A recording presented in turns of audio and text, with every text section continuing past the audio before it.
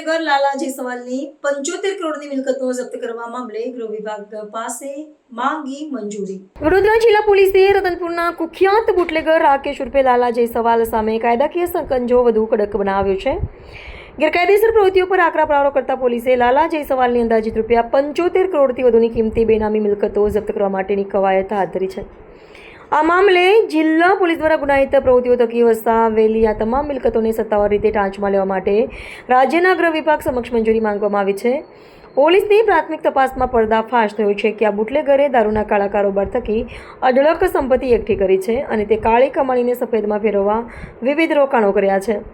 તેણે કેલનપુરમાં સચિન પેટ્રોલિયમ નામનો નાયરા કંપનીનો પેટ્રોલ પંપ, રેસ્ટોરન્ટ અને ઓટો પ્લાઝા જેવી વ્યાવસાયિક મિલકતો ઊભી કરી છે।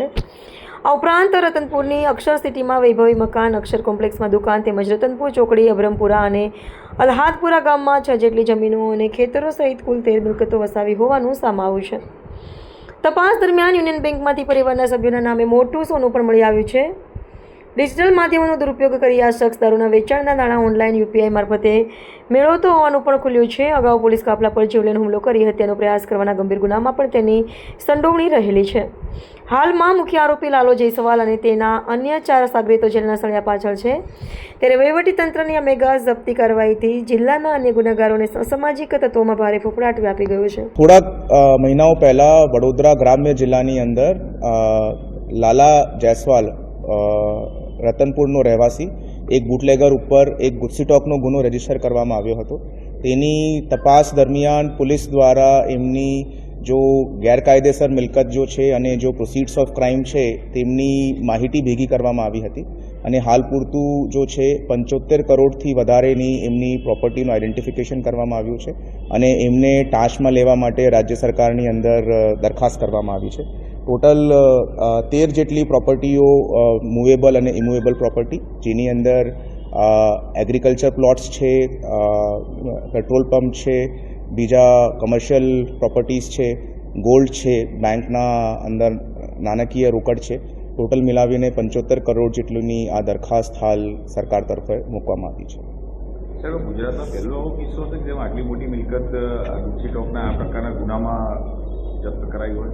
આ પહેલાં પણ બીજા એકાદ કેસ છે જેમાં મોટા પ્રમાણમાં મિલકતનું આઈડેન્ટિફિકેશન થયું છે। જામનગરનું એક કેસ છે જેની અંદર ગુસ્સીટોક હેઠળ એટલી મિલકતની પ્રપોઝલ મૂકવામાં આવી છે।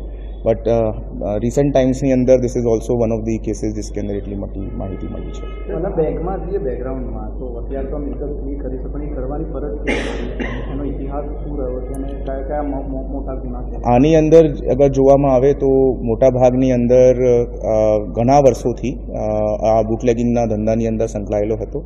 એમના ઉપર પોલીસની રેડિંગ પાર્ટી ઉપર અસોલ્ટ કરીને અટેમ્પ્ટ ટુ મર્ડર કરવાનો ગુનાઓ પણ એની અંદર સામેલ છે અને બીજા એરિયાની અંદર નાની મોટી માથાકૂટની અંદર એ સંકળાયેલો હતો। બટ આ એમનું જો ક્રિમિનલ એમ્પાયર છે એ બુટલેગિંગ સાથે એક ઓર્ગેનાઇઝડ ક્રાઇમ વેની અંદર એ લોકો જો છે આચરતા હતા અને કેવી રીતે આ જો ક્રાઇમથી જો પ્રોપર કમાણી થાય છે એ કમાણીને કેવી રીતે વાઇટ કરીને ઇન્વેસ્ટ કરવાનું છે, કેવી રીતે એમના ટ્રાન્ઝેક્શન્સ કરવાના છે, કેવી રીતે બેંકોથી લોનો મેળવવાની છે, એ તમામ પાસાઓ જો છે તપાસની અંદર સામે આવ્યા છે અને આ તમામ જો ફાઇનાન્શિયલ ઇરેગ્યુલારિટીઝ છે એમનું ગુસ્સીટોકની સંબંધિત કલમ હેઠળ અમે ટાંચ માટેની કાર્યવાહી હાથ ધરાવી છે। તમામ જે 75 કરોડની પ્રોપર્ટી છે એ ક્રાઇમ કરીને મેળવેલા રૂપિયાથી ખરીદીથી બતાવી છે એવું થયું? यस, मोस्ट ऑफ द हम लोग इसको प्रस्थापित कर पाए हैं कागज के ऊपर कि भाई जो नाणकीय व्यवहार है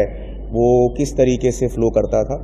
એ યુપીઆઈ હેઠળથી જો દારૂનું વેચાણ થાય એમના પૈસા યુપીઆઈ હેઠળથી લેતા હતા, પછી એક બિઝનેસનું ફ્રન્ટ બનાવીને એની અંદર એ બિઝનેસ ટ્રાન્ઝેક્શન તરીકે બતાવતા હતા અને પછી એ બધા પૈસા એક બેંક એકાઉન્ટની અંદર એકત્રિત કરીને એમના દ્વારા પ્રોપર્ટી ખરીદી હોય એ તમામ પૂરેપૂરી ફાઇનાન્શિયલ ટ્રેલ પોલીસ દ્વારા પ્રસ્થાપિત કરવામાં આવી છે।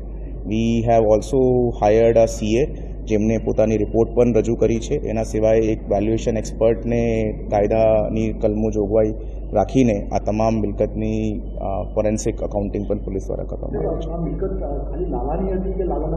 છે। પરિવારના જો આ કેસની અંદર 5 આરોપીઓ બન્યા છે એ તમામ લોકોની અંદર કોઈ પ્રોપર્ટી એમના વાઇફના નામે છે, કોઈ પ્રોપર્ટી એમના સનના નામે છે. જો અમારા ગુનાની અંદર જેટલા આરોપીઓ છે તે બધાના ભેગા થઈને એ ફેમિલીની એટલી બધી મિલકત સામે આવી છે. સર અને એક પેટ્રોલ પંપ પણ છે પેલું મિલકતમાં, તો આની સામે આટલા બધા ગુના હતા તો 2022માં એના પેટ્રોલ પંપને પોલીસ તરફથી પોઝિટિવ અભિપ્રાય કેમ આપવામાં આવ્યો? એની કોઈ તપાસ થશે ને એમાં કોઈ કસૂરવાર હશે તો કાર્યવાહી થશે? એ અમે અત્યારે ચેક કરાવી લઈશું કે કદાચ પેટ્રોલ પંપની અંદર કોના નામે એ લાયસન્સ આપવામાં આવ્યું છે અને શું એમની અંદર કાર્યવાહી કરવામાં આવી છે, દેટ વી વિલ આઈડેન્ટિફાય.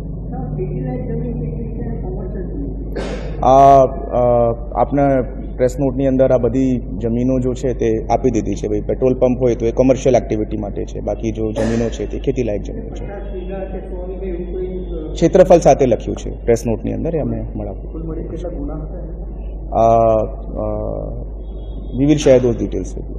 એમાં કોઈ ઇન્વેસ્ટર જેવું કોઈ ખરો કે આની જોડે કોઈ નહીં, હાલ પડતું કોઈ બેકગ્રાઉન્ડની અંદર બેનામી ટ્રાન્ઝેક્શન હોય કે બેનામી પ્રોપર્ટી હોય, that has not come to the light. અત્યારે લાલા અગ્રવાલ સહિત કેટલા આરોપીઓ જેલમાં છે? એક આરોપીને જામીન મળી ગયા છે, જો સીમા કરીને એમની વાઈફ છે. બાકી તમામ 4 આરોપીઓ હાલ પૂરતું જેલમાં જ છે અને હાઈકોર્ટની અંદર એમની જામીન અરજી બાબતે પોલીસ ડિપાર્ટમેન્ટ દ્વારા વિગતવારની ફાઇટ આપવામાં આવે છે. ટ્રાન્સમાં લેવા માટે પ્રપોઝલ કર્યું છે, કોઈ ડિમોલિશન કરવામાં આવશે ને પ્રોપર્ટીનું?